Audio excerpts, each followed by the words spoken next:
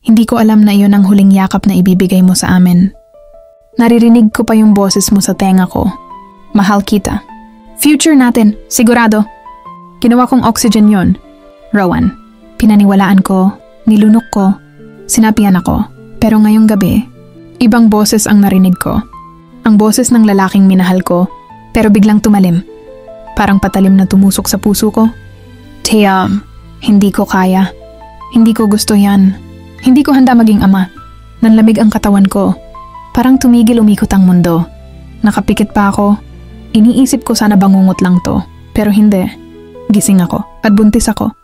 Hawak ko yung pregnancy test, 2 guhit, 2 pangako pero para sa'yo. 2 dahilan para tumakbo.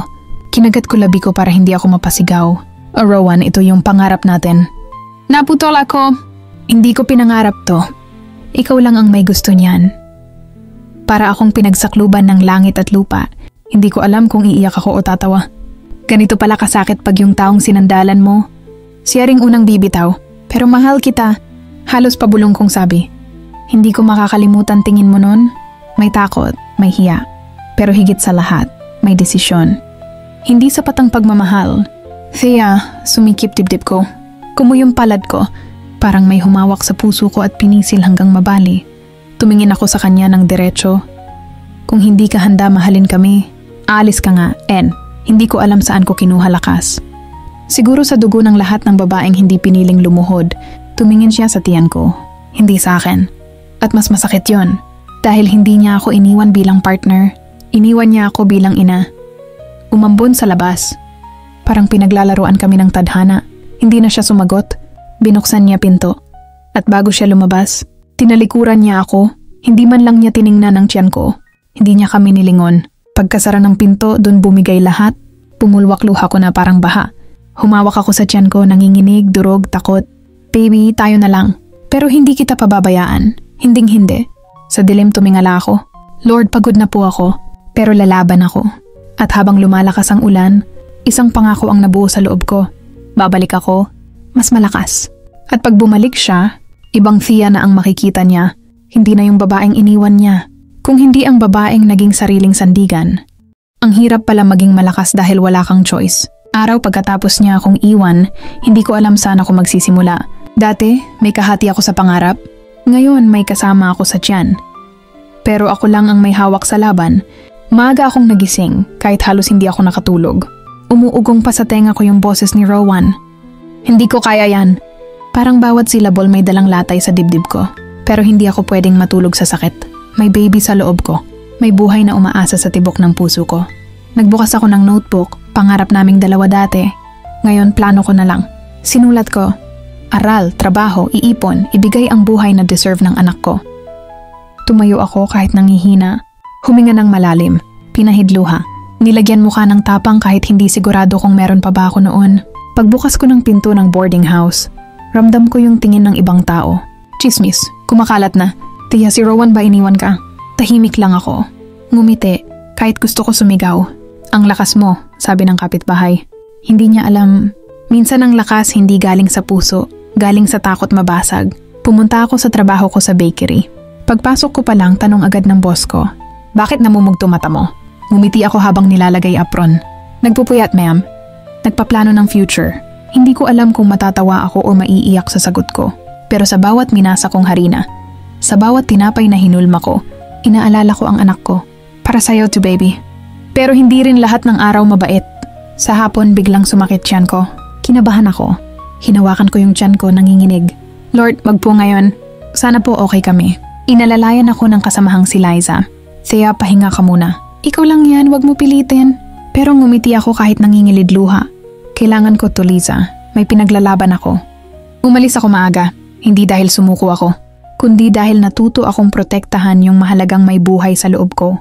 Pag uwi ko, nakita ko ang sarili ko sa salamin. Medyo magamata ko, pawis, pagod. Pero may kakaiba, may apoy. Parang bawat sakit, nagiging gasolina. Hinawakan ko tiyan ko at bulong. Hindi kita hahayaang maramdaman na hindi ka gusto sa mundong to. Hindi ka tulad sa amin na iniwan. Ikaw pipiliin kita araw-araw. Tumululuha ko pero iba na ang lasa. Hindi na puro sakit, may halong tapang na. Sa gabi bago ako matulog nagdasal ulit ako. Lord, hindi ko po alam paano, pero alam ko bakit. Para sa anak ko. At doon ko na-realize, hindi ako nag-iisa. Meron akong nilalang sa loob ko na nagbibigay ng lakas na mas malakas pa kaysa pag-ibig na nawala. At nang pumikit ako, isang pangako ulit, babalik ako, hindi para ipakita sa kanya kung ano na ako, kundi para patunayan sa sarili ko na kaya ko kahit iniwan ako. Minsan hindi ka binibigyan ng happy ending agad. Minsan, binibigyan ka muna ng panahon para ipakita na kaya mo kahit walang tangan na kamay. Lumipas ang 5 taon. 5 taon ng pagpupuyat, pagtitiis at panalangin. Si Thea, mula sa babaeng halos di makatayo sa bigat ng pag-iwan, ngayon ay nakasuot ng corporate blazer. Bit-bit ang pangalan na pinaghirapan. Thea Santiago, owner, Sweet Beginnings Pastry Cafe. Oh, mula sa tinging kawawa, naging CEO ng sariling pangarap. Araw-araw puno ang kafe, 5 branches, online orders nationwide. At ang pinakapaboritong customer ng lahat, si Esther, ang munting anak niyang may bilog na mata at matamis na ngiti. Mommy, may picture po ako. Prize ko pag ubos homework ha? Of course, baby. Proud ako sa'yo. Si Esther, ang batang minsang ginamit ng tadhana para subukin si Thea, ngayon ang dahilan bakit kahit anong unos kaya niya. Pero kahit masaya, may parte ng puso niyang marunong nang maging tahimik. Hindi lahat ng sugat nakikita, pero natuto siyang maglakad kahit masakit minsan. Isang umaga, may event sa hotel bilang sponsor ang kafe. Thea entered gracefully. Simple pero elegante, confident pero humble. Hawak ang laptop, naka-high ponytail, may aura ng babaeng bumangon mula sa abo. Ma'am, VIP na po kayo. Dito ang reserved seat niyo. Napangiti siya. Sinuong niya lahat noon. Ngayon siyang sinusuyo ng mundo. Habang nag-aayos ng display, biglang may kumalapit sa balikat niya. Thea? Kinilabutan siya. Hindi dahil sa kilig, kundi dahil may boses na matagal niyang tinakasan. Boses na minsang nagwasak sa kanya. Dahan-dahan siyang lumingon. At doon niya nakita si Rowan. Mas gwapo, mas formal, naka 3-piece suit. Pero may kakaiba. May lungkot sa mata, may paghihinayang sa ngiti. Thea, ikaw nga. Tahimik, pero hindi katulad nun. Hindi na siya iyak. Hindi na siya nagmamakaawa. Hindi na siya naghihintay. Ngumiti siya. Magaan may kapangyarihan. Hello, Rowan. Simple. Diretso. Walang panginginig sa boses. Nanigas ang lalaki, halatang gulat. Hindi ito ang Thea na iniwan niya noon. Ito yung Thea na hindi niya akalaing magiging imposible ng abutin. I heard about your cafe. Congratulations, you did well. May ningning ng pride sa mata niya, pero may pahiwatig din ng pagsisisi. Thank you. I did my best. Para sa anak ko. Parang binuhusan ng malamig na tubig si Rowan. Nagiba ekspresyon niya. Gulat at kaba. You have a child? That's right. At tumingin siya diretsyong mata ng lalaki. May ngiti pero may pader. Life didn't end for me, Rowan. It started. At sa sandaling yun, pumasok ang maliit na batang may hawak na cupcake. Mommy, done na ako sa tutor ko. Napatingin si Rowan sa bata. Halos hindi makahinga. Dahil ang mukha nito, parang salamin. Mapupungay na mata niya. Ang dimples, yung ngiti. Parang nakaharap siya sa bata niyang bersyon. At hindi niya kinaya. Esther, tawag ni Thea. Say hi. Hi po, sir. Sabay kindat ng bata. Si Rowan ay napaubo na pahawak sa dibdib. Hindi dahil sa takot, kundi dahil sa paghihinayang na dumurog sa kanya ng minsang iniwan. Niya ang pamilyang hindi niya. Nalaman na kanya pala. At doon nagsimula ang totoong kwento. Kung paano haharapin ni Rowan ang katotohanang hindi na siya ang mundo ni Thea. Huli ka na. Hindi ako huminto pero natuto na akong hindi maghintay. Hindi gumagalaw si Rowan. Parang huminto ang oras sa harap niya.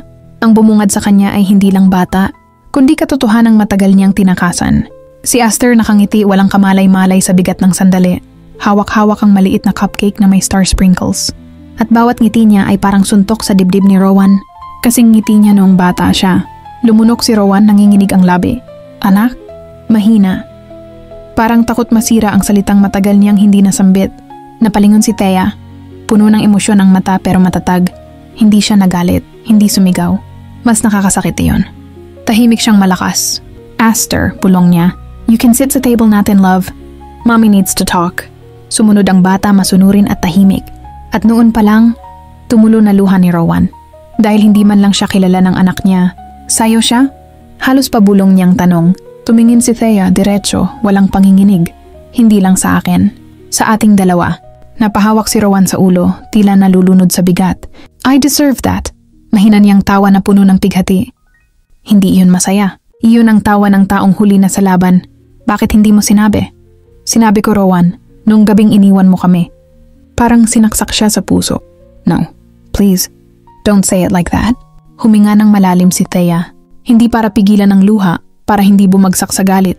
Alam mo bang halos mamatay ako sa takot noon? Araw-araw nagdadasal na tumibok ulit puso ko kasi baka huminto.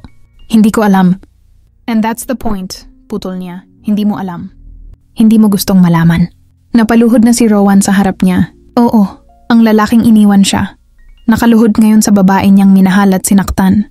I'm sorry. Nauutal niyang sabi, humahagulhol, halos mawala ng boses. I was a coward. I was lost. But please, please. Umiling si Thea habang pinipigil ang luha na gustong kumawala. Hindi ko kailangan marinig yan para mabuo ako. Hindi ako bumalik para makita kang magsisi. Tumayo siya, tuwid ang likod. Bumalik ako para maramdaman kong tama ang pinili kong sarili ko. Ngunit biglang may tumakbo papalapit. Mommy, bakit umiiyak si Sir? Si Aster nagtataas ng kilay, hawak ang Mickey Mouse backpack. Dahan-dahang tiningnan ni Rowan ang bata. Lumapit ito sa kanya, walang takot, walang galit, dahil hindi niya alam ang kasaysayan. Hi Po! Tumingin si Rowan at humigop ng hangin na parang humihingi ng lakas sa langit. Hi, nanginginig. Ako si Ro. Hindi niya natapos. Humikbi siya. Hindi siya CEO ngayon. Hindi siya lalaki. Ama siyang huli sa buhay ng anak niya. Napansin yun ni Aster. Lumapit siya at marahang hinawakan ang pisngi ni Rowan. Don't cry, Po, sabi ng bata. Mommy says crying is okay, pero pagtapos smile ulit at doon bumagsak si Rowan tuluyan. Sa gitna ng hotel lobby, sa mata ng mundo, may lalaking natutong malakas sa trabahong ginawa niyang sandata pero ngayon durog sa harap ng anak na hindi niya nakilala. And sa unang pagkakataon, inamin niya ng buong puso. Anak, sorry, hindi ako dumating noong kailangan mo ko. Hindi lahat ng kwento na nagsimula sa sakit, matatapos sa sugat. Minsan sa mga durog na bahagi mo, doon mo makikita kung bakit ka itinayo ng Diyos ulit. Ilang araw ang lumipas mula nang magtagpo silang tatlo, si Thea, si Aster at si Rowan, ang lalaking minsang iniwan sila. At ngayon, ninanais bumawi ng buong puso. Sa kafe, habang abala ang lahat, nakita ni Thea si Rowan sa labas, nakaupo sa bench. Hindi siya CEO ngayon. Wala siyang bodyguards. Wala siyang kotseng mamahalin. Simpleng shirt, namumugto ang mata, may hawak na maliit na paper bag. Naglakad si Thea palabas. Ayaw magpakitang nanginginig ang damdamin. Hindi dahil sa galit, kundi dahil sa alaala ng isang pusong muntik mabasag ng tuluyan. Si Thea, mahina parang batang natatakot masigawan. Lumapit si Aster, may hawak na maliit na drawing. Mommy, look how! Family tayo! Nakadrawing sila, tatlo sila. May araw, may puso, may mga bituin. Huminga si Thea ng malalim. Hindi dahil nalulungkot, kundi dahil sobrang laki na ng puso niya ngayon. Hindi na ito kasyang sakta ng nakaraan. Rowan, mahina niyang sabi, pwedeng mag-usap tayo sandali? Tumayo si Rowan nakatungo, may takot sa mata. Hindi takot mawalan ng pagmamahal. Takot mawala ulit ang pagkakataon. Hindi ko hihingin na ibalik mo ako. Bungad niya, nanginginig boses. I just want to be in his life. Kahit konti. Kahit ka-friend lang muna. Kahit visitor lang, please. Let me earn my place. Tahimik si Thea. Hindi siya umiiyak. Mas masakit ang tahimik na tapang. Rowan, nang iniwan mo kami, natuto akong yakapin ang sarili ko. Natutunan kong ako ang mundo ko, hindi ikaw. Alam ko, hikbi niya. At dahil doon, tinapik niya dibdib niya. Natutunan kong magpatawad. Nagangat tingin si Rowan. Gulat at takot na may halong pag-asa. Pero hindi ko kailangang bumalik sa nakaraan para maging buo. Ngumiti si Thea. Hindi mapait. Hindi mapagmataas. Ngiting may kapayapaan. You can be in Aster's life. May karapatan siya sa ama niya. Pero tandaan mo, tumingin siya kay Aster na tumatakbo sa damuhan, natatawa. Hinding-hindi ko ibibigay ulit ang babae na pinag-aral ng luha ko. Tumulo luha ni Rowan. Hindi dahil natalo siya, kundi dahil ngayon lang niya nakita kung gaano kaganda ang babaeng sinaktan niya kapag pinili na niyang mahalin ang sarili niya. Lumapit si Aster, humawak sa kamay nilang dalawa. Mommy, Daddy, happy po ako. At doon tumawa si Thea. Yung tawang galing sa puso na marunong na muling tumibok nang hindi takot masaktan. Sumagot siya buong boses. Hindi lahat ng iniwan nag-iisa. Minsan iniwan tayo para mahanap natin ang sarili natin at mas maging tahanan ng taong pinakaimportante, ang sarili nating anak. At habang naghahabol ang araw sa ulap, tumingin si Thea sa langit. Lord, salamat. Hindi ko man nakuha ang ending na gusto ko noon. Binigyan mo ko ng buhay na mas maganda ngayon. Because sometimes healing isn't going back. It's moving forward with a stronger heart. The end.